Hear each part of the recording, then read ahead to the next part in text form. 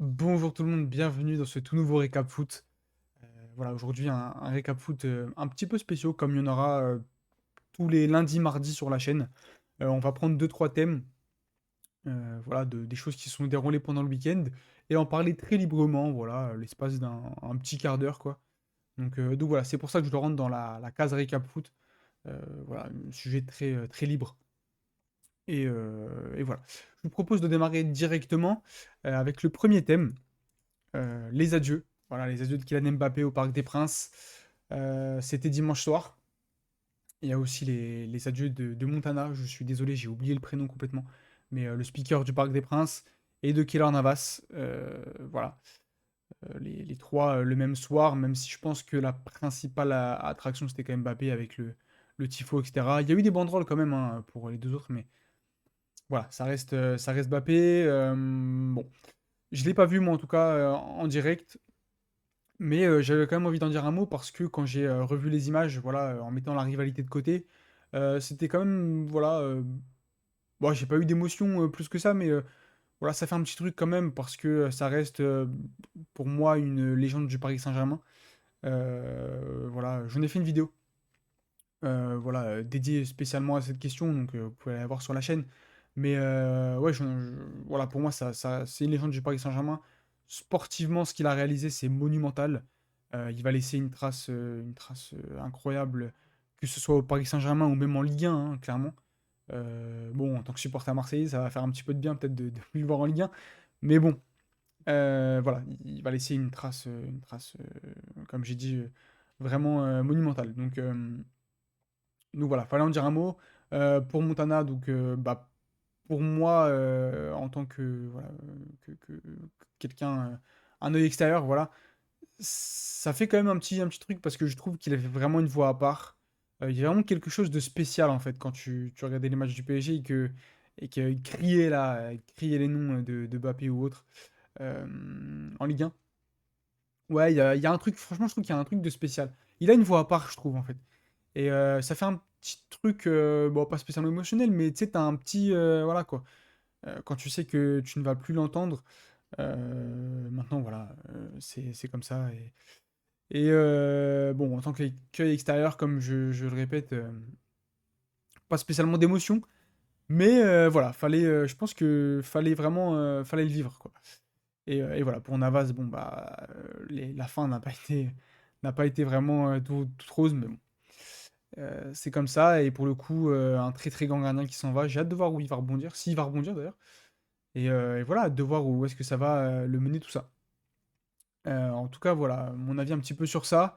Pas spécialement de grandes émotions, mais un petit truc quand même pour ces grandes images de la Ligue 1. Voilà, il y a Alex Alex Football Zone, vous pouvez aller voir sur sa chaîne, il a carrément été tourné là-bas, il a été au Parc des Princes le vivre avec un supporter parisien, donc je pense que c'est encore plus, voilà, vous avez un avis encore plus étayé, je pense. Le fait de le vivre en direct, forcément, c'est un petit peu spécial, je pense. Donc voilà, je vous encourage à aller voir un petit peu sa vidéo, elle est très très sympa. Donc voilà pour ce petit thème, on va passer au deuxième avec la GIA Auxerre, champion de Ligue 2, voilà, après un match nul 0-0 à la Licorne. Voilà, moi j'habite à Amiens, donc forcément on l'a vécu un petit peu d'une manière un petit peu spéciale, même si j'étais pas au stade. On a senti l'ambiance, clairement. Il y avait 2500 Auxerrois, je crois, un truc comme ça, dans Amiens. Donc la journée, bah, je fais pas de dessin, hein. Ils étaient dans les rues. Voilà, le soir, bah, j'étais pas, mais je connais pas mal de monde qui était. Et voilà, ils avaient une tribune en fait réservée. Tout simplement, la MSC leur a réservé la tribune sud, je crois. Et bah, apparemment, c'était vraiment impressionnant. Donc voilà, il leur fallait un match nul, je crois, et que le deuxième, là, Saint-Etienne ne gagne pas. Enfin, un truc comme ça. Là, ils sont du coup à 4 points du deuxième, il reste un match, donc c'est fait. Ça vient conclure une belle saison de la JOCR. Un effectif, pour moi, un petit peu au-dessus du lot, clairement. Et voilà, ils l'ont montré. Même si ça, au final, ça se joue à l'avant-dernière journée, donc c'est pas non plus archi dominant, mais voilà, pour moi, il y a quand même un effectif quand même qui connaît très bien ce championnat. Voilà, Gauthier, Hein, tout ça. Maintenant, voilà, faut faire attention peut-être à pas faire le yo-yo à chaque fois. Mais mais voilà, clairement, pour moi, ça allait pas rester très longtemps en Ligue 2. Et voilà, le fait qu'ils viennent célébrer ça à la Licorne, j'avais forcément envie d'en parler.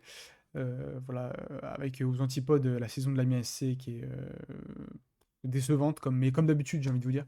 Mais on en reparlera sur la chaîne, donc voilà, on va pas spoil. Mais voilà, bravo à la GOCR, club historique qui remonte en Ligue 1. Et j'ai envie de vous dire tant mieux pour eux parce que ça reste une grande figure du football français.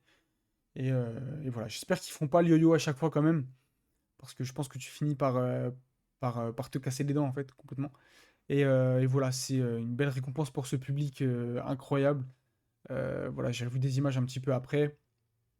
Et même à l'extérieur, bon, après, sans faire offense hein, à la licorne, c'est pas non plus mission impossible d'éteindre la licorne. Mais quand même, voilà, 2500 Auxerrois qui ont mis de l'ambiance. Donc voilà, c'est plutôt mérité. Et voilà, maintenant on va voir qui va accompagner la GOCR en Ligue 1. Il y a Saint-Etienne et Angers qui se disputent la deuxième place. Il y aura aussi les barrages, même si j'ai du mal à croire à une montée d'un barragiste, mais bon. On en reparlera de toute façon, comme j'ai dit. Et, euh, et voilà, envie quand même d'en consacrer un sujet. Voilà, on a parlé de Ligue 1, on parle de Ligue 2. Et voilà, on va aller un petit peu ailleurs, en Europe, avec voilà, le dernier sujet de ce récap foot. Arda Güler, franchement, j'ai pas grand-chose. Si vous avez vu le match de ce week-end, j'ai pas grand-chose à rajouter. Il est juste trop fort, c'est dingue. Au-delà de son but, voilà, il est à 3 ou 4 buts en 8 matchs, je crois. Au-delà de son but, qui est pas le plus compliqué à mettre non plus. Techniquement, c'est juste au-dessus du lot. Dans la vision du jeu, c'est dingue. Franchement, si son corps le laisse tranquille et si mentalement ça suit, ça sera une des futures grandes stars de la planète foot. Il a quelque chose en plus dans le cerveau. Et avec ses pieds, il est vraiment très très intéressant. Donc quand il coordonne les deux, c'est fou. Franchement, c'est très intéressant à voir. Et moi, c'est vraiment le genre de joueur pour qui j'ai vraiment une sensibilité.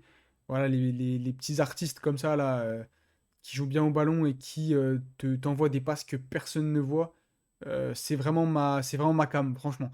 Donc, euh, donc voilà, on va suivre ça. Maintenant, bah, très curieux de voir où est-ce qu'il va le mettre, en fait, Ancelotti la saison prochaine, parce que tu vas avoir Vini, tu vas avoir Rodrigo. Tu vas avoir Brahim Diaz, tu vas avoir Brahim Diaz au haut niveau, pour le coup, parce que sa saison là est folle aussi, hein. On n'en parle pas parce qu'il est un petit peu dans l'ombre des autres, mais il fait une très belle saison en sortie de banc. Tu vas avoir Hendrick aussi qui va arriver. Je pense qu'il va pas tout de suite jouer Hendrick, mais voilà, il va être dans le circuit. Tu vas avoir donc Gouler et potentiellement Mbappé. Donc ouais, c'est assez impressionnant. Donc où est-ce qu'il va utiliser ça? Ça va être très intéressant de voir ça. Voilà, quand on sait que déjà Brahim Diaz est déjà en sortie de banc, et puis Bellingham, j'ai pas parlé de Bellingham, mais voilà, il y a Bellingham en plus. Donc quand on sait que Brahim Diaz est déjà en sortie de banc, Arda Güler, voilà, avec le potentiel qu'il montre, j'ai hâte de voir le temps de jeu qu'il va avoir et comment ça va se passer. Donc voilà, mais une chose est sûre, il a vraiment un truc en plus. Et voilà, est-ce que ça serait peut-être pas une bonne idée de le prêter? Je sais pas, le prêter dans un club très sérieux, hein.